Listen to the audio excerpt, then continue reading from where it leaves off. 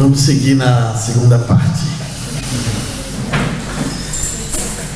Na manhã nós fizemos um panorama da TCI, do seu surgimento, até os momentos mais importantes das vozes. Agora à tarde nós vamos falar um pouco das imagens, dos textos de computadores e das principais gravações do mundo. Aqui nós estamos na cidade de Rivnik, na Alemanha, uma cidade de 1.800 habitantes, um lugar onde se produz muito vinho e onde funcionou por muito tempo um dos principais centros de transcomunicação de toda a Alemanha. O transcomunicador que está comigo aí, abraçado no degrau da casa, é Adolfo Holmes. Adolfo Holmes tem uma história incrível na TCI. Ele é portador de grandes resultados, amigo dos principais transcomunicadores do seu tempo. Essa casa se tornou um ponto de encontro de muitas famílias do vilarejo, da cidade, da região, que ainda de lutos, tinham dia e hora marcada para falar com seus parentes mortos, através do rádio, da TV e do seu computador.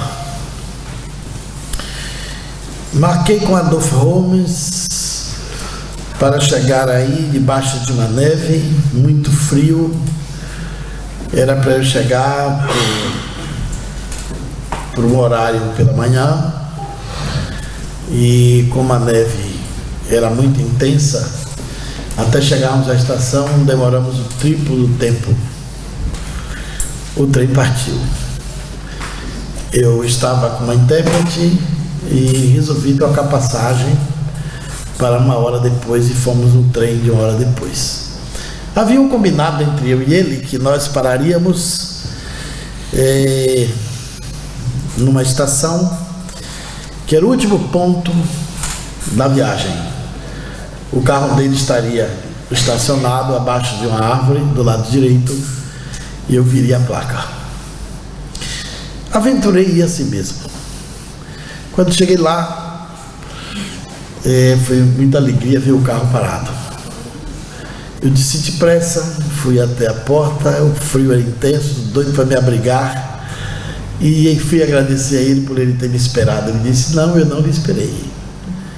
Eu fui embora, mas quando eu cheguei em casa, a minha mãe mandou uma mensagem pelo computador: volta para esperar o amigo do Brasil. A mãe dele era morta quando ele nasceu, morreu de parto, no parto dele. Volta para a estação, o seu amigo perdeu o trem por causa da neve, vem do trem 432, poltrona 36 da terceira classe. Aí ele disse: já tem uma mensagem do além anunciando a sua chegada, e vim porque ordem de mãe e filho tem que acatar. Quando eu pisei o pé nesse degrau para fazer uma fotografia, ele disse: Clóvis Nunes, você está entrando na casa mais bem mal assombrada de toda a Alemanha. Aí os espíritos se comunicaram durante anos.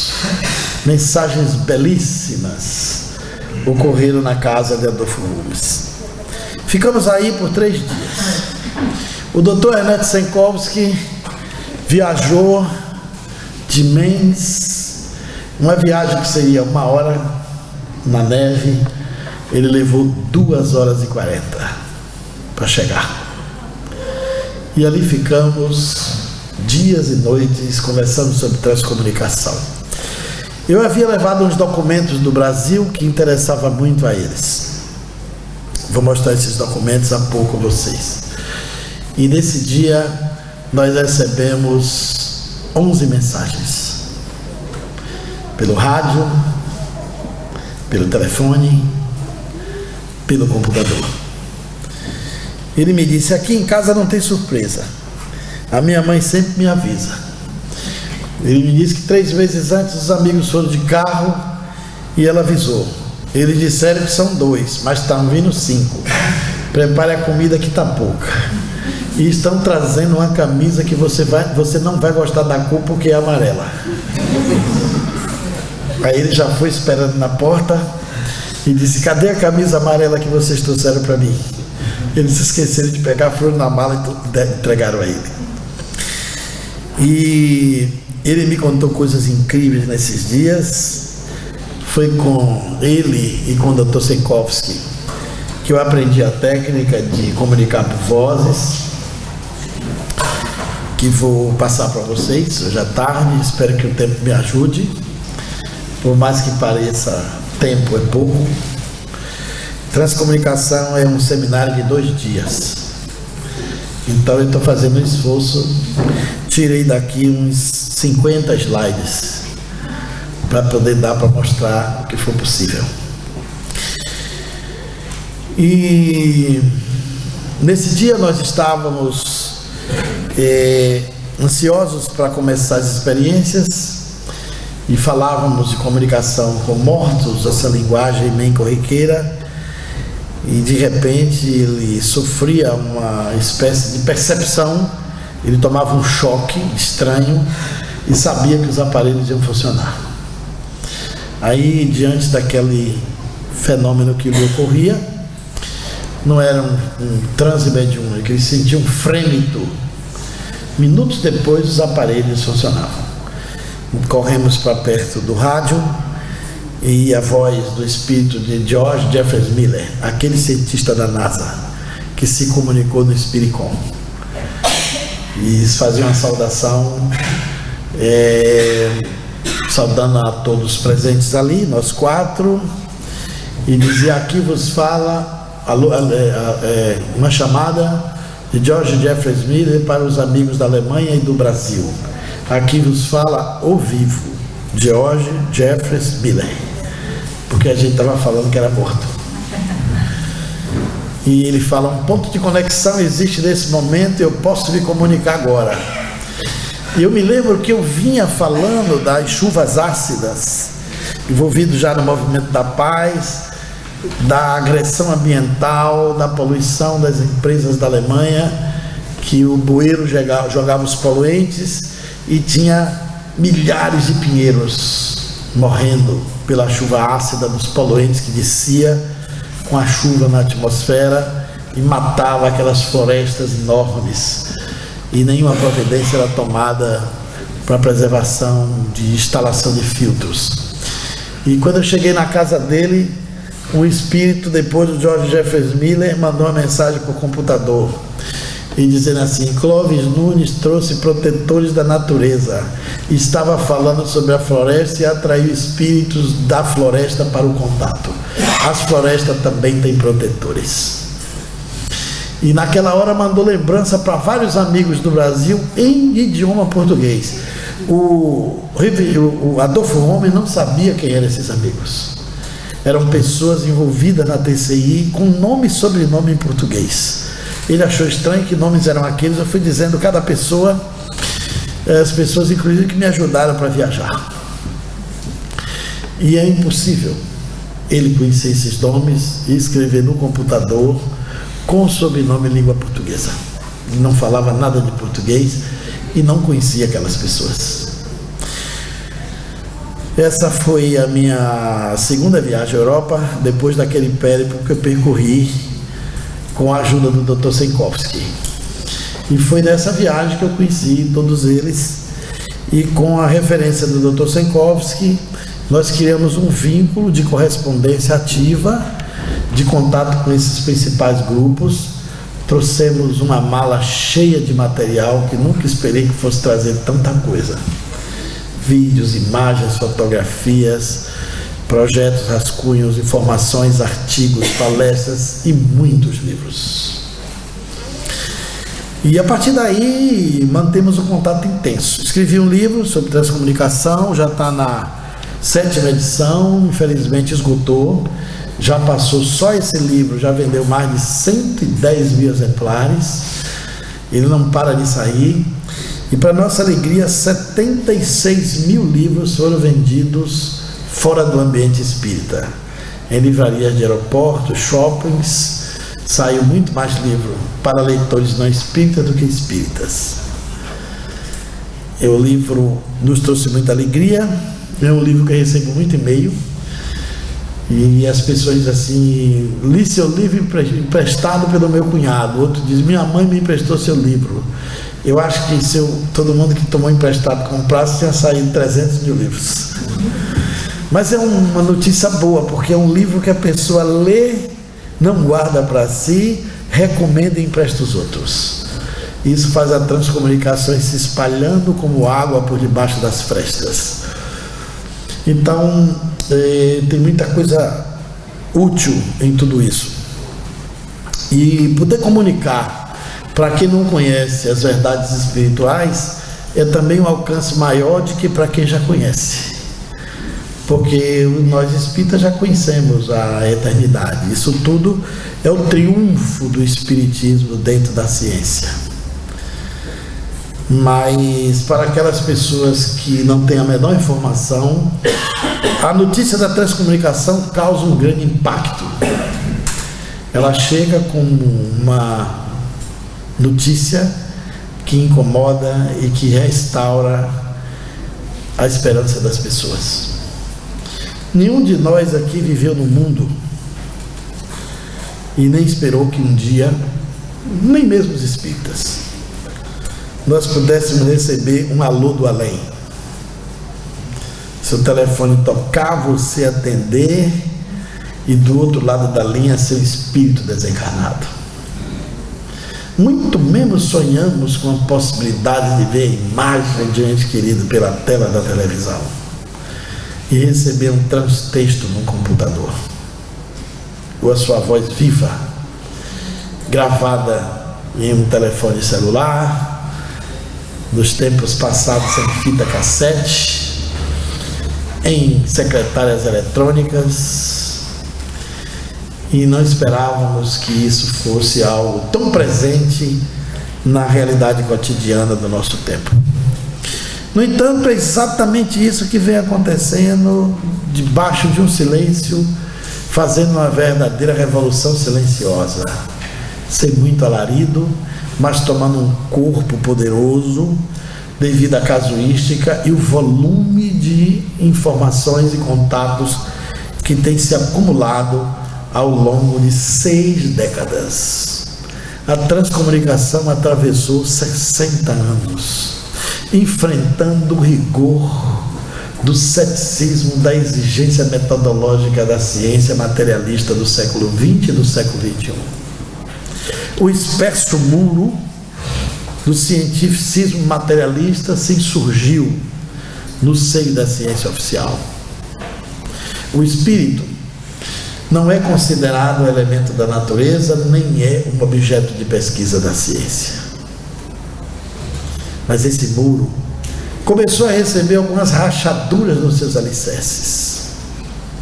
Com a transcomunicação, o abalo tem provocado rachaduras na parede do muro.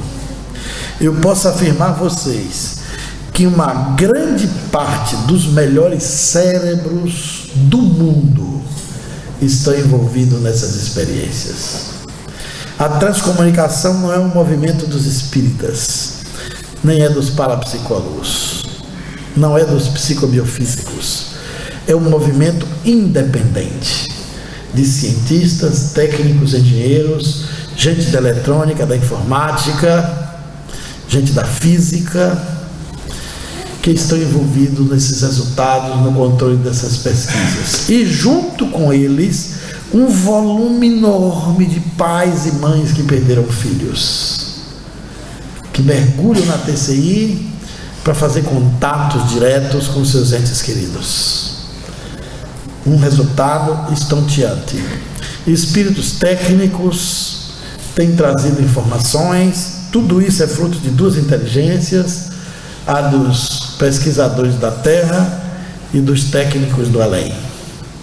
As próprias vozes foram dando pistas, à medida que os encarnados foram perseguindo e descobrindo as formas de estabelecer esse novo Correios, essa nova ponte de comunicação entre a Terra e o além. Uma comunicação que está além da telecomunicação, dos bits, da era digital. Uma comunicação que transcende a dimensão humana. Uma comunicação que traz para junto de nós a certeza do invisível e nos faz ver a possibilidade da realidade do mundo espiritual muito definida nas nossas percepções. Aqui vamos mostrar algumas imagens dos melhores contatos do planeta, de vários países onde a transcomunicação tem acontecido. Cada imagem traz uma história, um enredo, um drama humano cheio de esperança, de verdade e de alegrias incontáveis. Aqui estamos nós três, eu mais jovem e eles menos idosos.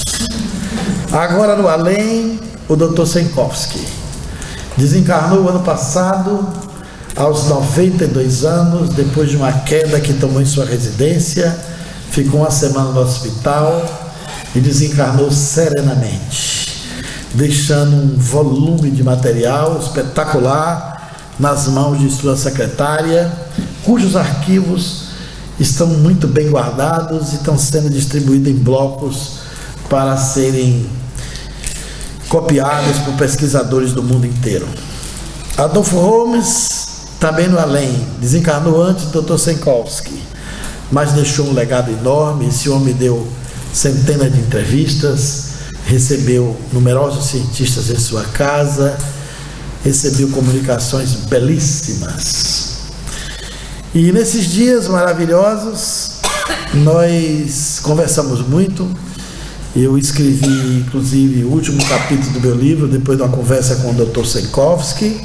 Nós acordávamos cedo e dormíamos tarde. E os 3 dias e as 4 noites, que eu já cheguei no entardecer, não deu para nada. Depois voltei aí outras vezes. Nos encontramos em congressos, eventos, em vários lugares. O Dr. Senkowski veio ao Brasil. Nós fizemos um congresso em São Paulo, em 1992. Pedimos apoio da Associação Médico Espírita. E de lá para cá fizemos mais 2 eventos fortes no Brasil sobre esse tema. E atualmente nós temos feito workshops no país inteiro. Viajamos uma vez por ano. Os workshops de 200 pessoas no máximo. Nós ensinamos as técnicas e fazemos as oficinas de contato. Desde o primeiro workshop até o último, nós temos conseguido resultados assim ao vivo, no momento das gravações. Muitas vozes maravilhosas vieram. E nós colocamos isso num site chamado redetcibrasil.net. Vocês podem acessar, se associarem, se tornarem membros. Lá tem informações sobre a TCI atualizada, a conexão com vários países. Estamos agora traduzindo um portal direto com as pesquisas do Dr. Senkowski e do Adolfo Holmes, com o material que nos chegou, e mais ainda com um pesquisador alemão, Hans-Gert Koenig, que hoje está vivendo na Bélgica, também com 90 anos de idade, fundou o Instituto e tem feito conferências pelo mundo, levando essas informações maravilhosas. Então, o nosso site é um portal da TCI, com o intuito de fomentar a pesquisa, fundar grupos. Espero que depois dessa nossa fala aqui no dia de hoje, vocês também se motivem, se interessem a fundar um grupo de transcomunicação em Portugal. Se Allan Kardec fosse vivo hoje, estaria em contato direto com todos esses transcomunicadores. Não justifica os espíritas da Europa não estarem conectados com essas pesquisas, porque a maior evidência da imortalidade da alma, Allan Kardec dizia que só existe uma prova para isso: é a comunicabilidade dos espíritos.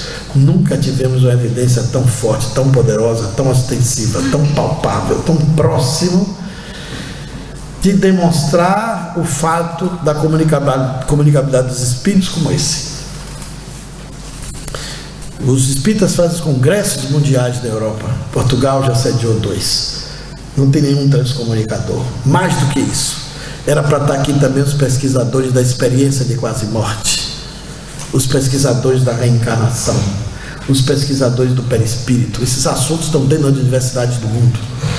Eu tenho viajado para esses países para falar desses assuntos com esses pesquisadores. Quando eu termino as palestras, eles vêm a mim e me perguntam: qual é a sua bibliografia? Onde você acessou esse conhecimento? Eles não sabem que nós sabemos o que eles estão descobrindo. O perispírito é estudado hoje em 6 universidades do mundo. A reencarnação é estudada em várias universidades. Experiência de quase morte tem associação internacional. A transcomunicação acontece em mais de 20 países. E nós espíritas ficamos com o movimento exilado, como numa ilha, isolado, falando espiriguês, que é o idioma só da gente. Não nos comunicamos de maneira secularizada com o mundo e somos uma ilha em deriva do continente chamado humanidade. Devíamos estar associados com todas as pesquisas que legitimam o espírito, todas sem exceção. Era para estarmos com esses pesquisadores em nossos eventos, em parceria conosco, nos ensinando como pesquisar e como chegar nas metodologias, porque os princípios espíritas estão sendo avançados e discutidos a reboque do movimento espírita dentro da ciência. Nós ficamos parados no tempo, no lado religioso, terapêutico, o movimento ficou isolado e ficamos fora do tempo e fora do espaço. Além de todos esses assuntos, ainda tem a pluralidade dos mundos habitados, a ufologia científica, que é um assunto que o movimento espírita nem toca. E é um dos princípios básicos do espiritismo. Antes da ufologia surgir, em 59 para 60, Allan Kardec já trazia para o mundo a ideia da vida fora da Terra.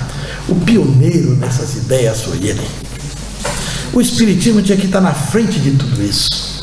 A gente precisa ficar na retaguarda, para trás, fora do momento.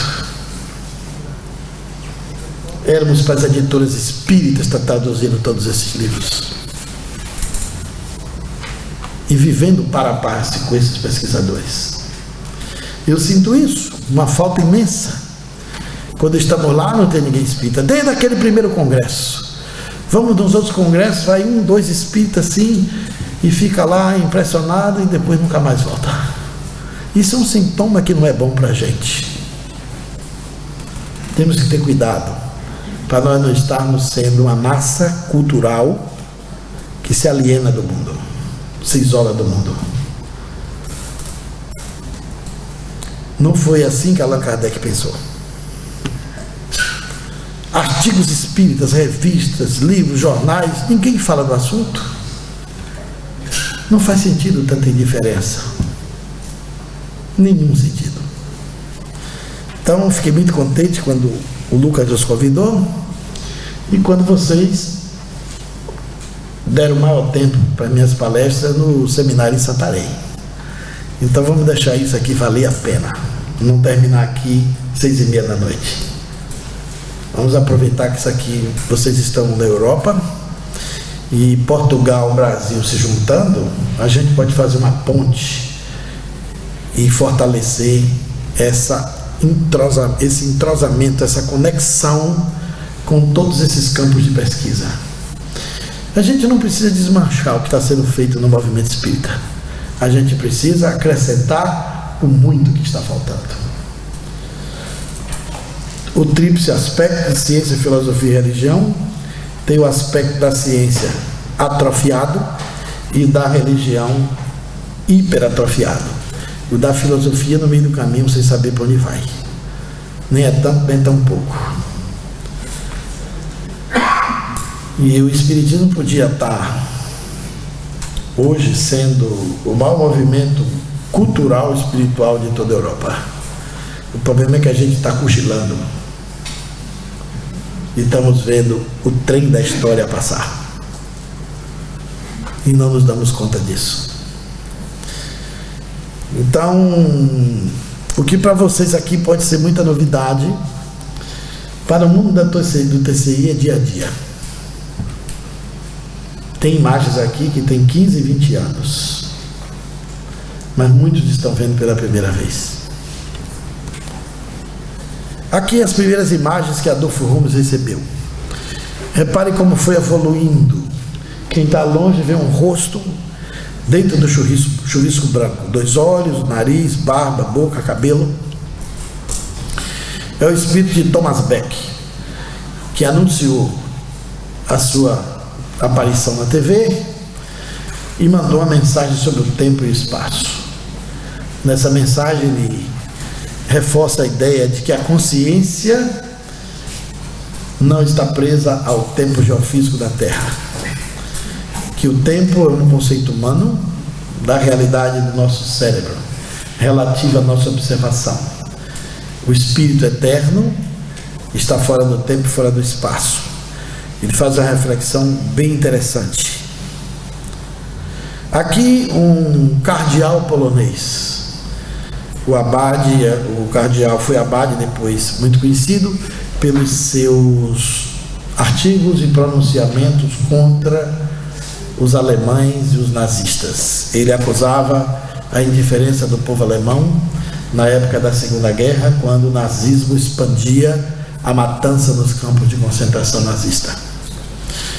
E ele não gostava muito do povo alemão. Ele era tido como um desafeto. Ele desencarna, do além manda a sua imagem pela tela de televisão na casa de Adolfo Rumes e manda uma mensagem belíssima por computador dizendo: aqui no além a pátria não tem fronteiras. Voltei para dizer que não tenho desafeto com os alemães e que todos somos irmãos. Essa imagem incrível inaugurou um fenômeno da transcomunicação, um transvídeo de Frederick Jungerson, o pioneiro das vozes, desencarna e vem se comunicando com muitos grupos em toda a Europa. Essa imagem aparece às 12h30 na casa de Adolfo Rumes. Aparece o rosto de Jungerson flutuante, acima de sua cabeça 3 holofotes, como se fossem 3 lâmpadas, que a gente olhando bem vê 3 círculos, um do meio mais apagado e os 2 da lateral mais acesos, e simultaneamente o Adolfo Rumes coloca uma foto de Jungerson quando vivia sobre a Terra, comparando a sua imagem transvídeo do além. E nós vemos que a aparência é enorme, alguma diferença no rosto, mas era mais ou menos o seu aspecto perto da sua morte. Ele morreu nos anos 80. E simultaneamente, às 12h30, em Luxemburgo, as imagens começaram a vir além da TV, elas começaram a ser transmitidas por scanner. Os scanner passa sozinho, acende a luz, sem nada dentro, e os espíritos resistem às imagens transmitidas do além para a Terra. No scanner do computador do casal Julius e Meg Hashvishbar aparece essa imagem.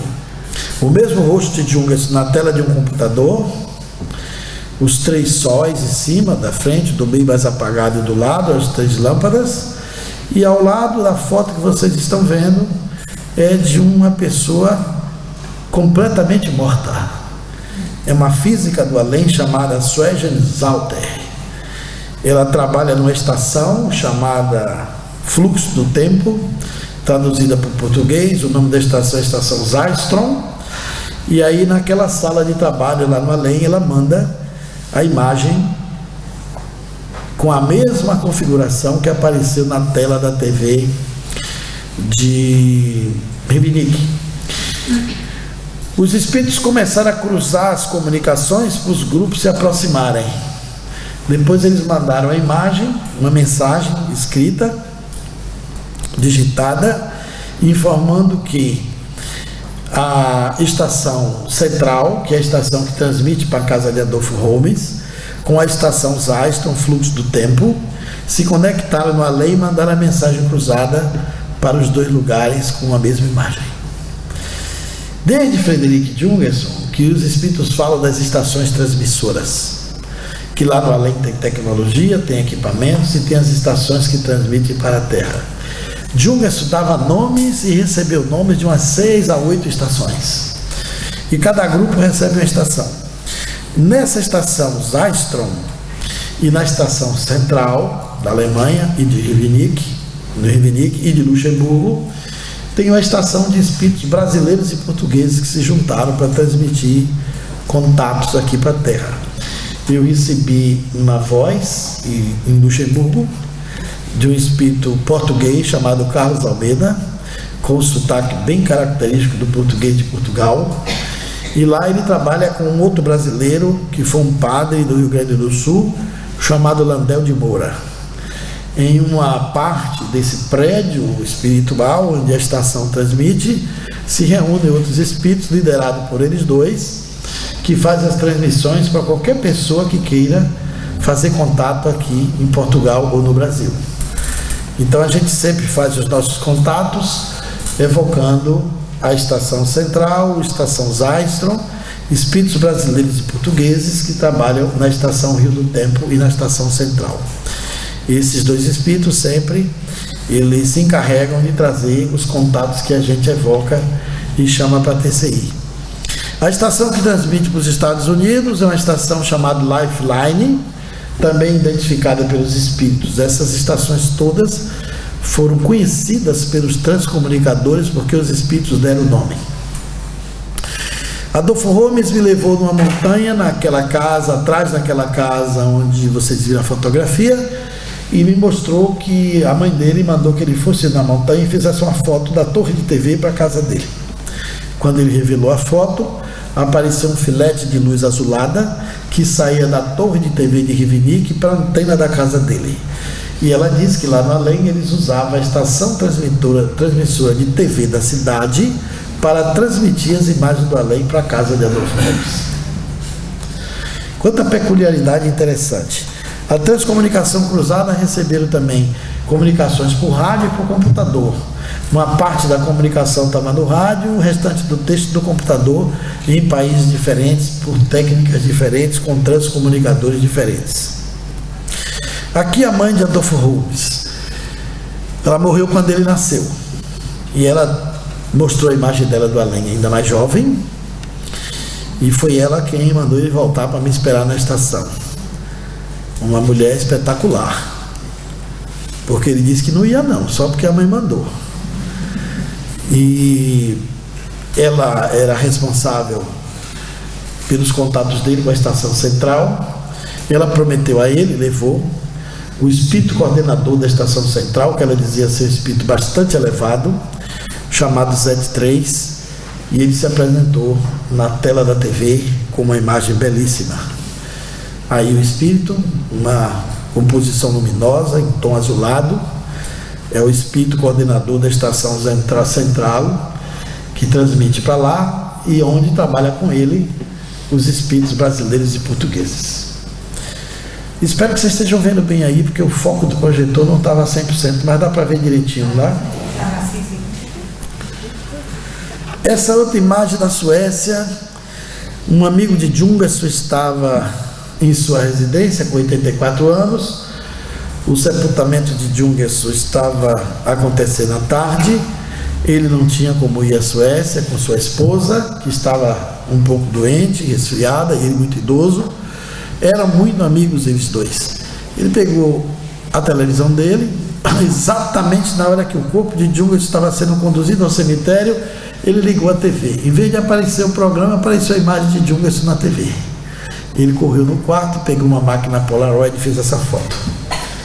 Isso mostra uma coisa interessante. Os católicos dizem que quando morre, descansa. O Jungerso, antes de ser enterrado, já estava trabalhando para a transcomunicação, mandando a própria imagem. Durante o próprio velório, já estava impressionando as telas de televisão da Suécia. Foi uma imagem marcante que os transcomunicadores ficaram felizes. E repare a semelhança da sua imagem transmitida com o aspecto que ele tinha perto do leito de morte. Aqui outra imagem escaneada, um transvídeo recebido por computador de Helle Schaefer, filha de uma pesquisadora da Alemanha chamada Heidegger Schaefer, que escreveu um livro belíssimo. Nós traduzimos esse livro para o idioma português. O livro tem o nome Ponte entre Aqui e o Além. Ela perdeu essa jovem filha aos 21 anos após uma intervenção cirúrgica. ficou muito chocada com a perda e foi procurar a transcomunicação para se confortar. Recebeu vozes por rádio, depois recebeu telefonemas de cerca de 20 minutos, ela falando com ela e marcando o dia de ligar para o pai.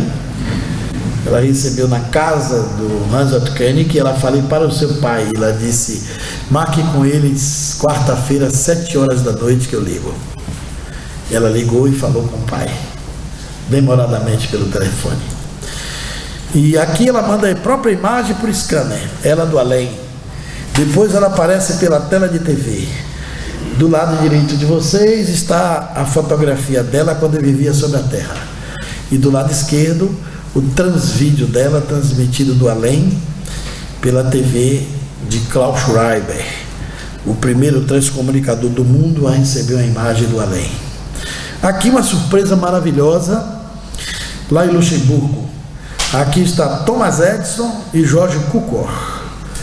Quando eu levei o livro, Meu Além de Dentro de Fora, de Luiz Antônio Mileco, anunciando que Thomas Edison do além tinha revelado numa entrevista psicografada que ele estava trabalhando no laboratório na Califórnia, nos Estados Unidos, no mundo astral, com alguns técnicos para tentar mandar a imagem pela TV, o casal tomou um enorme choque.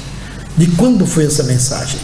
Quando eu mostrei a data, eles ficaram perplexos, porque fazia uma semana que eles tinham recebido essa imagem de Thomas Edison pelo scanner. Ele dizia que aí está o George Cukor, que foi um cineasta americano que fez mais de 50 filmes. Alguns aqui mais velhos do que eu devem ter assistido um filme famoso dele, que era A Dama das Camélias. E Thomas Edison diz lá pela transcomunicação que estava lá com 250 espíritos técnicos e engenheiros trabalhando para aprimorar a transmissão das imagens da Terra do além para a Terra. A coincidência com a psicografia de Mileco foi incrível. Naquele dia, a gente pôde ver a mediunidade confirmando a transcomunicação e a transcomunicação confirmando a mediunidade. Thomas Edison aparece mais jovem, rodeado de equipamentos, de luzes, exatamente como era descrito de uma maneira parecida com a psicografia de Luiz Antônio Mileco no Brasil, mais de 14 anos antes, depois que a mensagem foi recebida. Aqui as imagens foram se aprimorando, olha como vai ficando mais nítida. Essa é a imagem escaneada de uma jovem judia que manda sua própria imagem para a mãe. Uma imagem bastante nítida e serena da sua filha linda. Aqui um transvídeo de Klaus Schreiber. Klaus Schreiber foi uma história incrível. Esse homem fez a maior descoberta do século XX e quase ninguém se deu conta disso.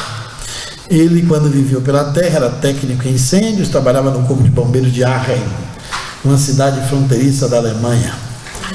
E Klaus Schreiber perdeu em 2 acidentes automobilísticos toda a sua família. Morreu seus 2 filhos, Robert e sua filha Karen, morreu sua esposa, morreram seus pais, morreram seu cunhado, e ele ficou solitário. Para compensar a solidão, ele dava festas constantes em sua casa, reunia os amigos.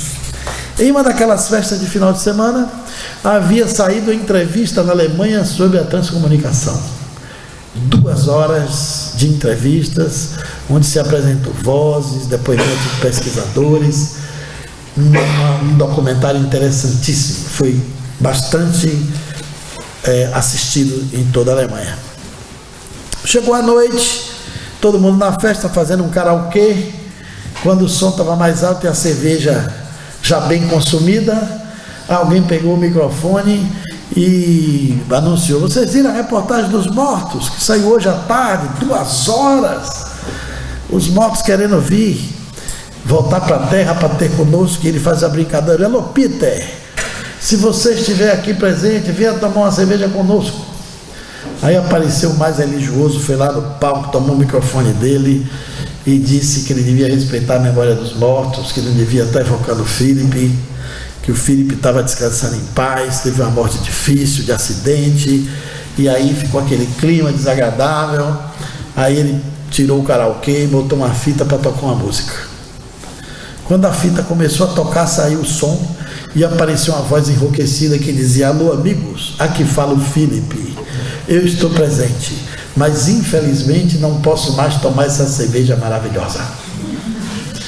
Klaus Schreiber relata que a casa dele ficou vazia em 15 minutos. Todos foram saindo disfarçadamente, a festa ficou sem sentido, mas para ele, o que foi motivo de espanto para os visitantes era um alento muito grande. Ele escutou aquilo inúmeras vezes. Ele relata que não sabe nem contar quantas vezes ele ouviu aquela voz. E ele se perguntava: se essa é a voz do Philip, a minha filha Karen, o meu filho Robert, a minha esposa e os meus parentes estão vivos do além. No outro dia, ele tomou a decisão. Transformou a casa dele num laboratório de transcomunicação. Se informou sobre o assunto, começou a comprar equipamentos. 4 dias depois, ele já estava fazendo os contatos por experiência de voz. Com 3 semanas, ele recebe a voz da filha Karen. 6 meses depois, de muitos contatos, ela lhe diz: papai, eu estou aqui com 4 engenheiros mortos e eles querem me ensinar uma técnica para eu aparecer na tela da televisão. Ele tentou todas as tardes e noites, encheu horas e horas de fita sem sucesso, até que os espíritos lhe ensinaram a técnica: colocar a TV num canal livre, num chuvisco branco, usaram as lâmpadas infravermelha e ultravioleta, fazer um loop, um feedback na TV, filmar no tubo de imagem o chuvisco sempre em projeção do infinito. E o Klaus Schreiber tentou, e um dia a imagem da filha aparece. Foi um impacto muito grande, mas como os espíritos haviam muitas surpresas, ele pensou que era só ele que estava fazendo. Uma semana depois, o casal de Luxemburgo, Julius e Meg Rasch-Fischbach, começou a receber imagens. E Hans Tukenig, no seu gravador, os espíritos anunciaram: semana que vem, ainda esse mês, apareceremos na tela da TV. No mesmo período, 3 grupos de TCI começaram a receber imagens, embora Klaus Schreiber foi o pioneiro. Ele morre no final dos anos 80 e manda a própria imagem dele por scanner, que é essa imagem que vocês estão vendo. Veio em Luxemburgo e ele promete: semana que vem mandarei a imagem da casa onde encontrei todos os meus parentes e estou morando com eles aqui numa cidade espiritual sob os céus da Alemanha. Olha que imagem maravilhosa. O que é que nós estamos esperando para morrer? Ele morava numa casa germinada, uma casa simples. Desencarna, vai morar num paraíso desse, e reencontrou todos os parentes no meio de uma floresta bonita, com lago. Isso confirma as psicografias das cidades espirituais, que vieram por muitos médiuns. Ele descreve mais ou menos como é toda essa região lá do além, e essa imagem também veio para o scanner na data exata, na hora exata que ele prometeu. Aqui outro caso interessante, que é a transcomunicação no tempo. Os mortos comunicam-se por computadores. O autor é Ken Webster, um professor de economia da cidade de Chester, na Inglaterra, que morava num vilarejo chamado Dudleston. O seu computador começou a sofrer interferências incríveis. Ele pensou que era alguma comunicação de algum pirata ali da região, que estava entrando algum vírus. Depois o espírito começou a lhe dizer os desaforos, e ele começou a dizer desaforo ao comunicante. Ele não sabia que era espírito. Depois a casa dele foi acometida por um poltergeist.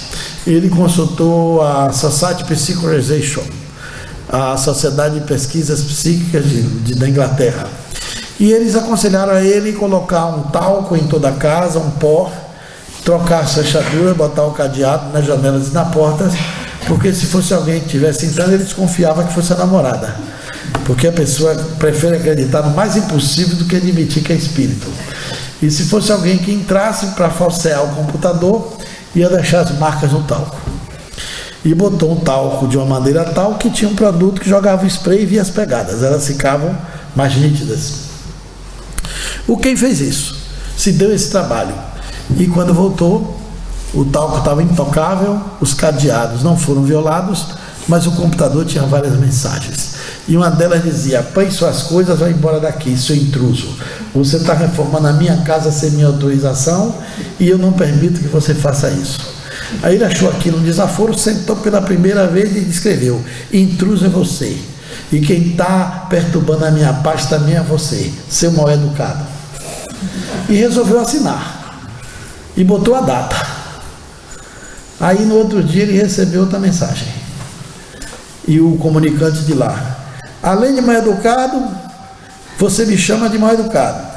E diz que é o homem do futuro. KKKK. Você acha que eu vou acreditar na lorota dessa? Assinou a data e botou 1543. Tinha 400 anos de diferença de um para outro. Eles começaram a trocar informações. E um ficou querendo provar ao outro que um era o homem do passado e o outro era o homem do futuro. E o daqui dizia: você quer que eu acredite nessa piada, que você é o homem do passado? Ele disse: pior é você, querendo que eu acredite que você é o homem do futuro. E aí o de lá disse assim: olha, depois de 2 semanas de comunicações desaforadas, o de lá disse: já conversei com meus amigos aqui da corte, nós já desconfiamos quem você é. Aí o Ken disse: quem você acha que eu sou? Ele disse: um espírito que está assombrando a minha casa. E ele aqui disse a mesma coisa. Engraçado, eu não tenho dúvida que o espírito é você. E aí eles começaram a querer saber se estava no passado mesmo. O de lá mandava ele ir na igreja ver se tinha uma coisa debaixo da escada, que tinha mais ou menos 400 anos que foi colocado. O Ken foi lá e descobriu que tinha. Aí o de lá dizia: cave o piso da sua casa que você vai ver um ladrilho que eu botei. Você fez quando você chegou aí, alguém fez uma reforma antes de mim. Aí o Ken cava a 40 centímetros, acha um desnível de piso. E tinha um ladrilho que ele tinha botado. Ele construiu o chalé. E 400 anos depois o Ken estava morando. Depois ele revelou o nome dele. E o Ken começou a dar as dicas do futuro. A rainha da Inglaterra estava doente para morrer. Ele disse: quem vai ser a próxima rainha? O Ken foi lá na biblioteca, olhou tudo e mandou para ele. Ele começou a fazer sucesso lá com as informações do homem do futuro. Ficaram amigos. Conversaram durante quase 4 anos. Trocaram mais de 400 mensagens, algumas com mais de 300 palavras. O Ken saía da faculdade, terminava suas aulas e ficava ansioso para trocar informação com o seu amigo do passado e o homem do passado para falar com ele do futuro. Chegou o momento que Ken me disse pessoalmente: Clóvis Nunes, eu não sei se esse homem era um espírito. Eu acho que ele estava vivendo num universo paralelo ao meu. Ele estava tão vivo quanto eu. Quando eu vi o livro do Ken era O Plano Vertical. Eu estava voltando para o Brasil, peguei o livro dele para traduzir em português e disse: Ken, esse livro tem que mudar o título no Brasil. Ele disse: por quê? Porque lá tem o plano real. A gente tinha saído do plano cruzado, plano Bresser, agora era o plano real. Ele era professor de economia, com mais um livro chamado Plano Vertical. O povo ia pensar que era um livro de economia. Ele disse: o que você sugere? Ele disse: os mortos comunicam-se por computador. Ele disse: só se você botar uma interrogação no fim do livro. Eu disse: mas por que? Você tem dúvida? Aí ele me revelou: eu tenho. Eu não acredito que ele estava morto. Aí eu tentei persuadir ele para ele entender que o espírito poderia estar preso no tempo. Ele disse: não, você vai ler o meu livro e você vai ver que não é isso. Eu peguei, li o livro na madrugada, fui até o fim. Quando eu cheguei perto do fim, no outro dia, no almoço, nós já estávamos conversando sobre a hipótese de ser realmente um vivo. Porque aconteceram várias coisas incríveis. O homem foi preso, lá como endemoniado, porque descobriu que as informações que ele fazia sucesso em Dodgestone era porque tinha um homem do passado que falava com ele. O computador do Ken aparecia no quarto dele 400 anos atrás. Ele chamava o computador de caixa de luz. Via Ken botando os dedos no teclado. Ele também botava e escrevia para Ken, o Ken escrevia para ele. E ambos liam. Essa carta que vocês estão vendo do lado direito é escrita em inglês arcaico, porque o Ken passou 2 dias explicando a ele como é que se escrevia em papel, com caneta esferográfica. Ele escreveu nas paredes de Ken em carvão, escreveu debaixo do carro na garagem em carvão, e o Ken disse: por que você está escrevendo de carvão na minha casa, pintando minha casa de letras? Ele disse: porque é assim que se escreve aqui. Aí o Ken passa um dia explicando sobre o papel sulfite e a caneta esferográfica, explicando a um homem 400 anos depois como é que se escrevia. Ele diz: Ken, já que sua caixa de luz aparece aqui com o teclado, bote uma folha de papel e essa tal de esferográfica em cima, para ver se eu consigo escrever com ela. O Ken botou uma folha de papel sulfite em cima do teclado e recebeu essa carta de escrita direta. Essa e mais 5 cartas. O inglês é arcaico, a maneira de escrever é como o século XV. Ele levou um especialista em língua inglesa para estudar o fenômeno chamado Peter Trinder. O Peter Trinder ficou mais impressionado com o inglês arcaico do que com o próprio fenômeno. Porque ele dizia: ninguém escrevia assim sem estar lá. Não tinha como alguém recordar tão precisamente cada detalhe do inglês arcaico. O fenômeno atraiu muita gente. Muitos pesquisadores foram ver esse fenômeno de perto. O Ken resumiu isso num livro, uma história belíssima. Até que o homem foi preso. Ficou 3 meses sem contato. E de repente aparece um terapeuta que entra no computador e diz assim: Ken, eu sou um terapeuta amigo do Thomas. O Thomas Hardy tinha sido um braseão da corte inglesa. Era um personagem que constava nas bibliotecas da Inglaterra. O Ken veio saber o nome dele já perto dele ser preso, porque ele se comunicava com o pseudônimo de Lucas. E Lucas Weyman. E daí a pouco Ken descobriu que era Thomas Hardy, e essa assinatura dele, você vê aí o T-O-M-A-U-S, assinada lá do além, 400 anos de diferença no tempo. O Ken então fica impressionado quando o terapeuta diz: ele está preso, a corte e a igreja estão julgando ele como demoniado e ele vai ser enforcado. Porque ele achava que, as pessoas de lá achavam que o homem do futuro era mentira. Mas o terapeuta disse: eu vim aqui e vi a caixa de luz e vou tentar salvar o Lucas. Lhe prometo que trago alguém da corte, porque eu tenho influência lá. Ele trouxe 2 pessoas da corte e um padre, e conversaram com Ken durante 3 horas, pela caixa de luz, como ele chamava o computador. Uma semana depois, aparece a mensagem: o Thomas será libertado, não vai ser mais enforcado. A corte entendeu que você é um homem do futuro e que as mensagens são reais. Aí o Thomas volta ao computador e surpreende o Ken.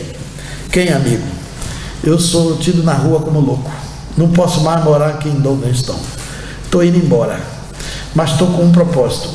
Na prisão eu escrevi muito nos pergaminhos e estou decidido a escrever um livro sobre você, o meu amigo, o homem do futuro, e vou terminar as últimas páginas dedicando a você esse livro. Mas estou desmoralizado na opinião pública. Mas afinal, você me disse que estava no ano de 1986. Como é que você assinou umas mensagens do 2109 para me tirar da prisão? O Ken disse: eu nunca assinei mensagem de 2109. Ele disse: eu copiei no meu pergaminho boa parte dessas mensagens. Aí o Ken disse: manda para mim o que você copiou. Aí ele disse que desenrolou os pergaminhos e foi teclando no computador. O Ken levou um enorme choque também, porque descobriu que tinha um terceiro espírito em 2109 assistindo tudo desde o começo, quando os dois se falavam. Quem era o 2109? O inglês era diferente. E foram essas mensagens que tirou o Thomas da prisão. E o Ken dizia: Clóvis, se eu posso ser o futuro de alguém que está no passado, eu também posso ser o passado de alguém que está no futuro. Por isso que ele botou o nome do livro Vertical Plane. Porque qual é a ideia que a gente tem do tempo? Nós temos a ideia do tempo como uma linha reta no horizonte. E acreditamos que o tempo passa. Mas nós é que passamos pelo tempo. E se o tempo não for linear? E se o tempo não for horizontal? E se o tempo for vertical? E se o tempo for helicoidal, ao invés de ser vertical? E ao invés de ser horizontal, se ele for vertical e helicoidal? E se ele não for horizontal e linear? Talvez por alguma conectividade, circunstanciada de alguém que esteve em um lugar e outro, essa comunicação se dê no tempo. Esse assunto abriu uma discussão nova. Se vocês pegarem um documentário recente que está na Discovery, chama-se Viajores do Tempo. Os pesquisadores estão descobrindo fotografias do passado. Na época que não existia camisa de malha nem óculos Ray-Ban. No meio de uma estação de trem, todo mundo vestido de paletó e chapéu, aparece um jovem com uma camisa de malha e óculos Ray-Ban. A fotografia autêntica de 1916. Um outro filme que foi feito quando o cinema ainda era preto e branco. Num campo de areia, onde estava todo mundo no set de filmagem, isolado, a 3 horas de viagem, com todo o cenário montado. A cena teve que ser reproduzida porque ninguém viu, mas apareceu filmado um homem com uma coisa no ouvido, de turbante. Pensava-se que era alguma dor de ouvido que ele estava. Quando foi muito tempo depois que avaliaram e ampliaram a imagem, era um telefone celular. Isso era de 1926. Descobriram um fato na Bíblia. Tem um personagem de um homem que dorme na Bíblia por 6 horas, quando ele acorda havia passado 35 anos. Será que a gente sabe tudo sobre o tempo? Será que já aprendemos tudo sobre a natureza? Estava eu fazendo um seminário desse no Rio de Janeiro. Uma jovem de 28 anos viajou 5 horas. O meu livro tem um capítulo sobre essa possibilidade da transcomunicação no tempo. Ela, no intervalo, disse: professor, quero lhe contar uma história. Viajei 5 horas para poder me desabafar com o senhor. Faço terapia para vencer um trauma. Eu disse: o que houve?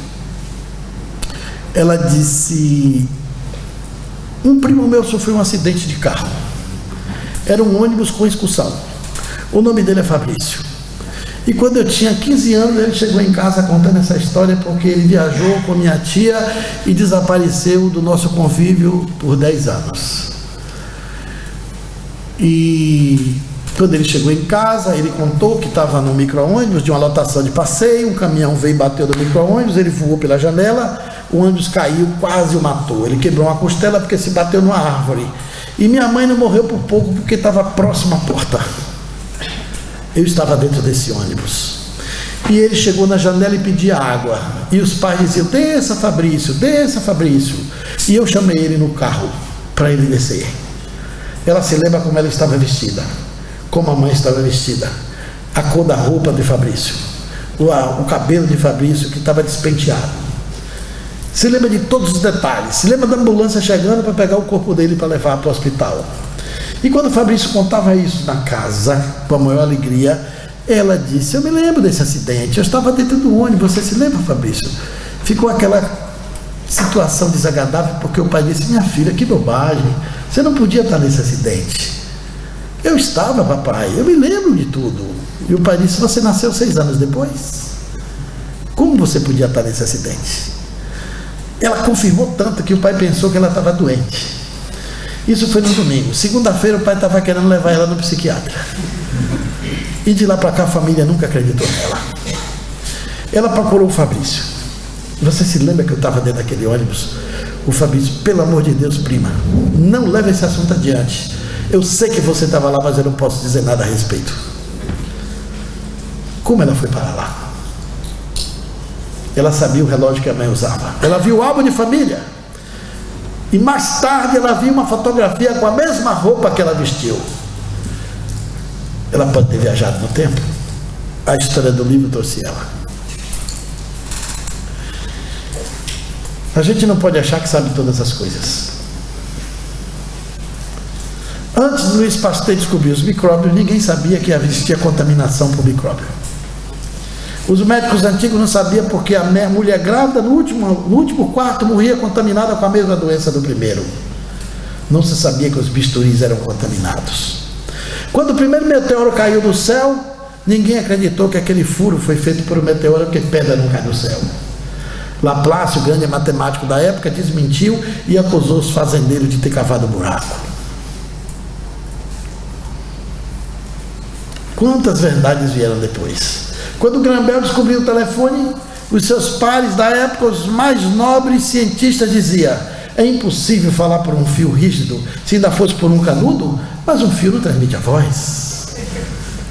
Graham Bell ficou numa cabine com 500 metros de distância, transmitiu a primeira comunicação telefônica unidirecional, só de um sentido. Resolveu botar 60 testemunhas do outro lado. Um homem sério atendendo o telefone, um cético da época. Ele resolveu ler a Bíblia. Leu o Salmo, porque naquela época coisas estranhas o demônio é que fazia. E se o demônio estivesse lendo a Bíblia numa comunicação telefônica, teria se melhorado bastante. Ele leu o Salmo e repetia cada palavra 3 vezes e o homem anotava. Quando ele terminou, ele disse: ouvi tudo, anotei tudo, mas não adianta que eu não acredito. Prova não convence todo mundo. Se prova convencesse, médicos não fumavam, porque eles sabem que cigarro dá câncer. E muitos celebram a cirurgia com sucesso, tirando um trago no corredor depois da operação. O que convence não é a prova, é a maturidade psicológica que quem está diante da prova. Tem um adágio popular que diz: para quem sabe ler, um ponto é letra, para quem não sabe, uma montanha de livros é um monte de papéis sujos. Tem gente que vê a prova escancarada na frente e não tem olhos de ver. E hoje nós temos um São Tomé pior do que o tempo de Jesus, que naquele tempo o São Tomé queria ver para crer. Hoje tem gente que nem vendo acredita. É um São Tomé mais exigente, mais fechado, mais reduzido. Então a transcomunicação traz esses horizontes novos. Os Espíritos também falam de um planeta paralelo, ao lado da Terra, chamado Marduk, onde muitos espíritos migram de lá para cá e daqui para lá. Talvez a transcomunicação esteja trazendo aquelas informações que André Luiz não pôde trazer. Quando André Luiz psicografou os primeiros livros com Chico Xavier, os líderes da Federação Espírita Brasileira ofereceram resistência para ser publicado, porque dizia que era obra de ficção e que André Luiz era um espírito pseudo-sábio. Quando eu estava começando minhas palestras no Espiritismo, o velho escritor brasileiro Deolinda Amorim, baiano, que escreveu notáveis livros espíritas, me contou essa história. E André Luiz tinha um projeto de escrever cerca de 40 obras pelo Chico, interrompeu na 16ª, porque estava criando confusão demais.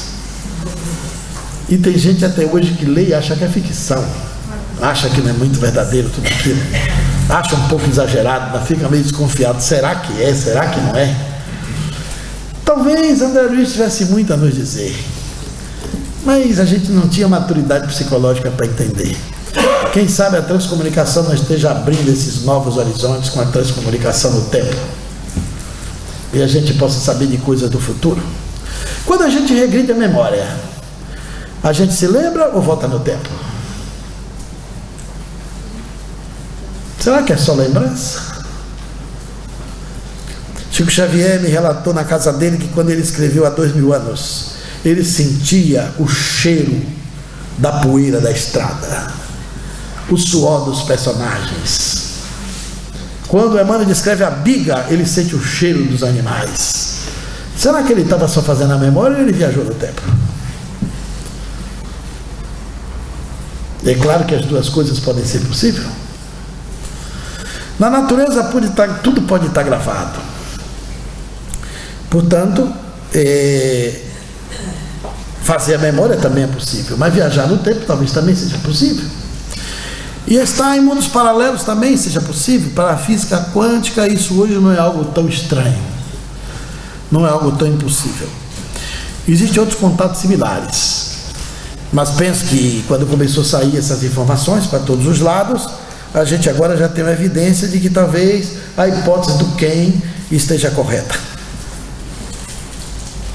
Aqui um dos textos de computador, como o Espírito escrevia.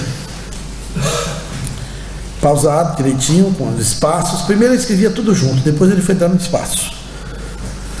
Aqui outra imagem belíssima da transcomunicação na Itália. Veja que eu estou passando pelo mundo. Lá em cima, em letras menores, está escrito: experimento de transcomunicação com o defunto no curso de um congresso internacional. Esse é um dos principais jornais de Milão. Essa é a manchete da segunda página. A imagem é de um jovem chamado Humberto. O congresso de Milão levou 2.000 pessoas. E esse congresso recebeu um telegrama de felicitações do Papa. Era João Paulo II, que daí estava vivo entre nós. E ele dizia que via com bons olhos aquele evento, porque essas pesquisas poderiam trazer a fé do cristão na vida eterna. Ao lado daquela plateia imensa, tinha uma sala de 300 pessoas. Pais e mães que perderam o filho deram os nomes, estavam ali ansiosos. As TVs e os aparelhos ligados. O jovem Humberto aparece, fala, manda a sua imagem e fala com a sua mãe. Foi o assunto do congresso. E o Jornal de Milão estampou na manchete. Se fosse um filho, qualquer um reconheceria. A Itália fundou o Movimento da Esperança. O advogado do Vaticano, de nome Mario Messagotti, teve seu filho sequestrado e desaparecido na Itália. Ele tinha recursos financeiros. Espalhou cartazes do seu filho por todo o país. Ofereceu recompensa para quem desse o sinal de vida. 1 ano e meio depois, ninguém sabia nada. Um amigo dele lhe falou de um grupo de Grosseto, com Marcelo Batti e Luciano Capitani, que recebiam vozes dos espíritos mortos. E sugeriu que ele fosse lá para ver se as vozes davam uma notícia. As vozes lhe disseram que o filho dele reconheceu um dos sequestradores e foi morto por isso. E porque foi reconhecido, eles não puderam receber a recompensa e tiveram que matar o filho. E que o corpo dele foi jogado nas margens do rio Pó, debaixo da ponte, um rio famoso da Itália. O Dr. Mario Messagotti pagou uma equipe de mergulhadores para procurar o corpo do seu filho. Não achou. Ficou decepcionado com as vozes. E desabafando com um amigo, por que você não vai lá de novo? E revele para os grupos que não foi verdade, que tudo isso é mentira, e pergunte às vozes. Ele foi novamente e se encorajou. Sentiu que aquelas pessoas eram sérias. E quando ele pergunta às vozes pelo rádio, elas dizem: os mergulhadores não procuraram no lugar certo. Mande procurar no último pilar perto da margem. Há uma ramagem de cipó. O corpo do filho atravessou na correnteza, abriu o cipó. E não fique triste. Ele está um pouco irreconhecível, porque já foi quase todo comido pelos peixes. Ele manda os mergulhadores na margem do rio. Abre o cipó com as ferramentas e encontra o corpo do seu filho morto. Esse advogado do Vaticano, com muita credibilidade, fundou um movimento da esperança na Itália. Ele se dedicou durante muitos anos a viajar à Itália, a ensinar aos pais em suas casas a ligar seus rádios, seus gravadores, seus aparelhos de TV e evocar seus filhos mortos. Começou a realizar congressos. Esse congresso de Milão, de 2.000 pessoas, teve a coordenação dele. O filho dele fazia coleção de penas de pássaros exóticos, porque ele tinha um casamento grande com um pomar. Ele botava comida do peixe e botava água. Os peixes para lá com o rio, os pássaros para lá com o rio, e voavam, deixavam penas, e o filho colecionando. Ele estava no trem. Quando ele foi fazer a primeira palestra pública sobre o fenômeno das vozes que acharam o seu filho, ele fazia um apontamento no trem. E quando ele escreveu no seu papel: hoje tenho certeza que meu filho vive, 2 penas de pássaros exóticos caiu dentro do trem em cima do seu colo. Na hora da conferência, ele fazendo a palestra emocionado, 4 penas de pássaros exóticos caiu na mesa. O movimento da esperança, bem que podia ser exportado para cá, para o Brasil e para outros países, para encher o mundo de resultados desse, de contatos maravilhosos desses. Porque na época dos aparelhos, não faz sentido os espíritos não utilizar essa via de comunicação, trazendo tanta esperança, tanto conforto, tanta leniência e tanta certeza. Aqui a primeira imagem é movimento do mundo. As imagens eram paradas. A primeira imagem veio em Luxemburgo. Hannah Buschbeck, uma pesquisadora alemã que investigou as vozes quando viva, ela volta do além, faz um movimento com o rosto, descreve o sorriso e o movimento com os lábios. Os estudiosos paramudos diz que ela faz, no movimento dos lábios, a pronúncia de uma palavra chamada Liber, que quer dizer amor. Eu usei essa imagem para a capa do meu livro, sendo ela uma imagem histórica. E aqui uma notícia boa para os portugueses. A pesquisa sempre nos dá alegrias. Do mesmo jeito que um leitor do meu livro me deu a pista de Thomas Edison, o outro leitor me deu a pista do Arquivo Nacional do Rio de Janeiro. Diz ele que foi lá fazer uma pesquisa sobre inventores brasileiros e tinha lido meu livro. E ficou perplexo porque viu um homem que foi industrial da área de tecido, um grande empresário no Rio de Janeiro, e que tinha registrado 16 patentes na área da indústria têxteis. Uma dessas patentes era a resistência do ferro elétrico no tempo que se passava roupa com ferro de resistência. Aqui em Portugal deve ter muita gente que passou roupa com ferro de resistência. E a 17ª patente que ele registrava era um telégrafo vocativo para falar com os mortos. Ele não sabia onde estava, mas sabia que estava no Arquivo Nacional do Rio de Janeiro. Eu fui lá, perto da Praça Tiradentes, entrei numa repartição, procurei tudo e achei esse envelope.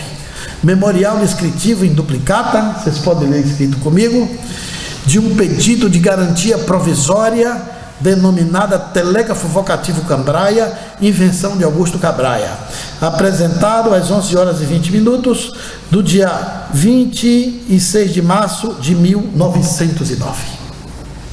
Amigos, eu abri esse envelope que estava dentro de uma caixa de ferro, oxidada.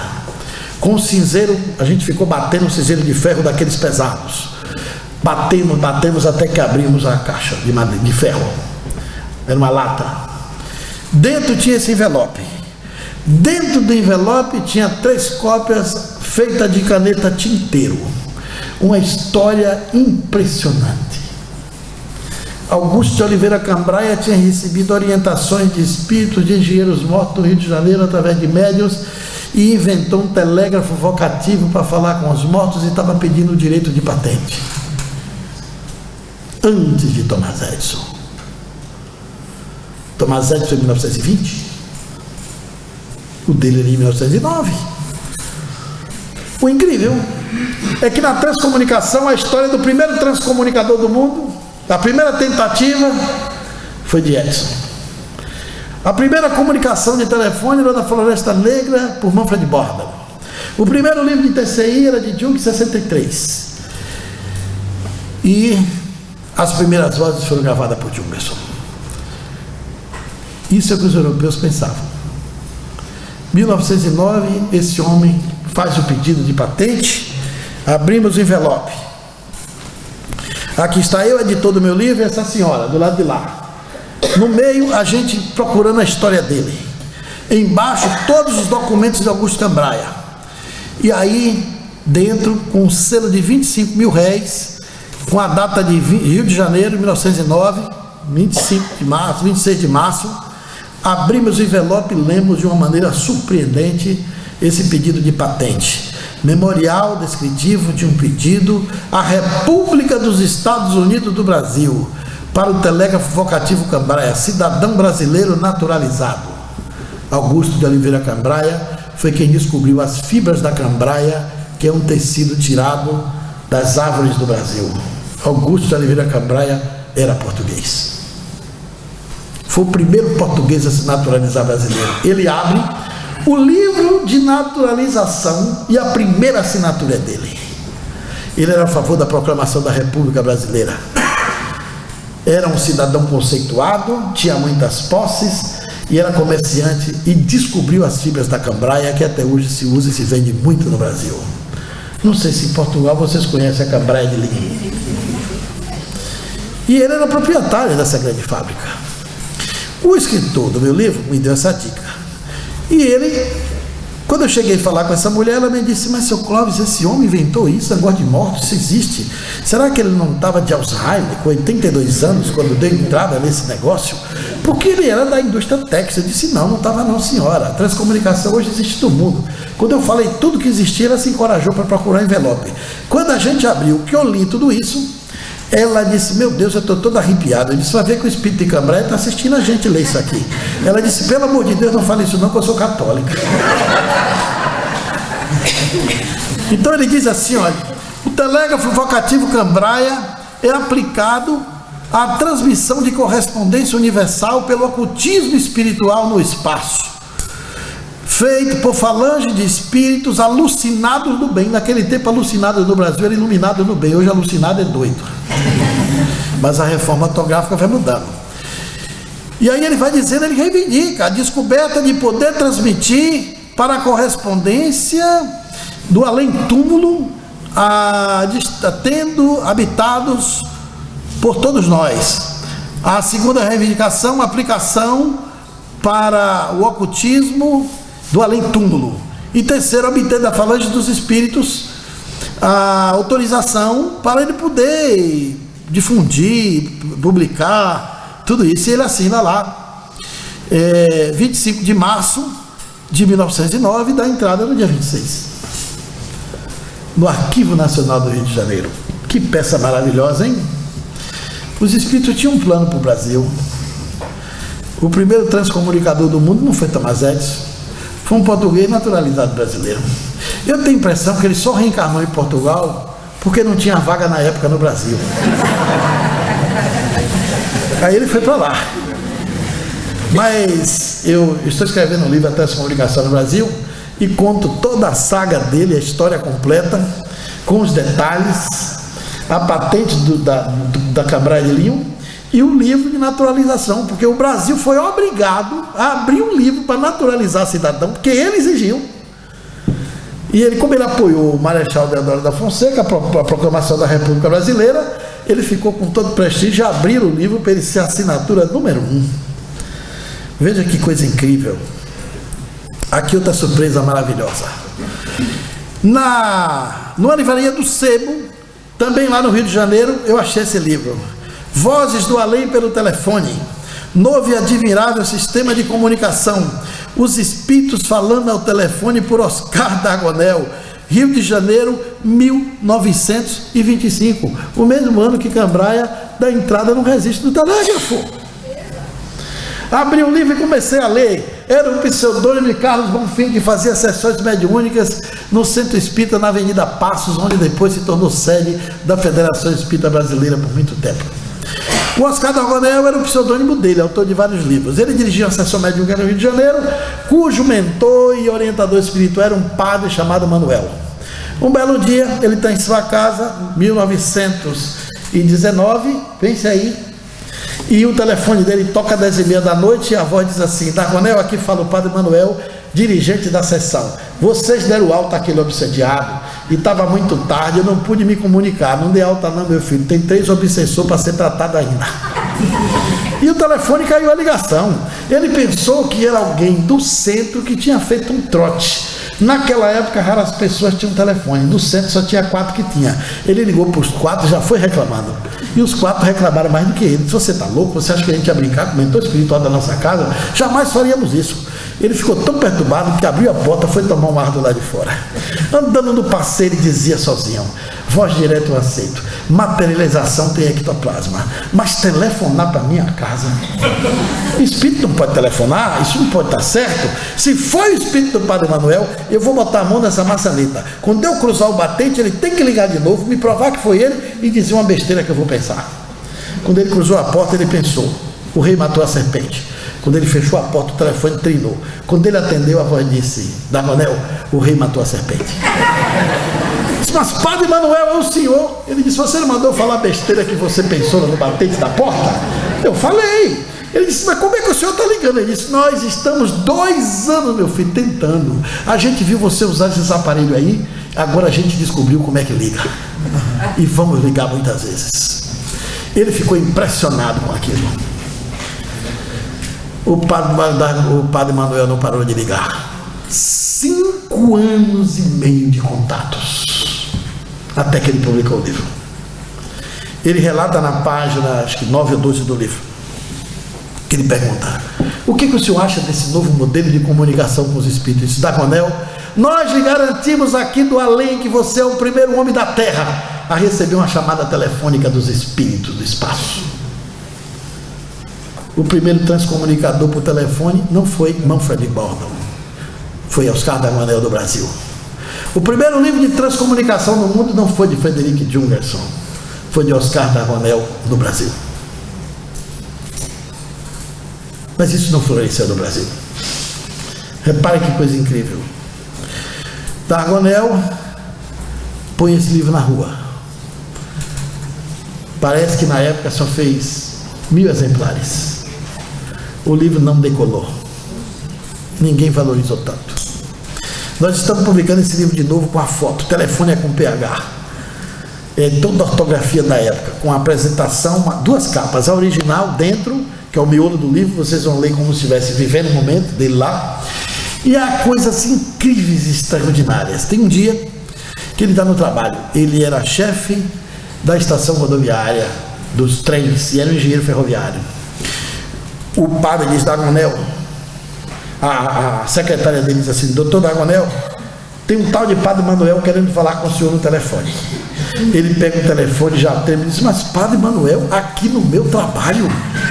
Ele disse: ô meu filho, essa sua secretária é tão medrosa que se eu dissesse a ela que era um padre morto, ela tinha dado uma síncope, meu filho. E ele falou: ela tem medo de espírito mesmo, padre, ela não quer saber de conta do espiritismo.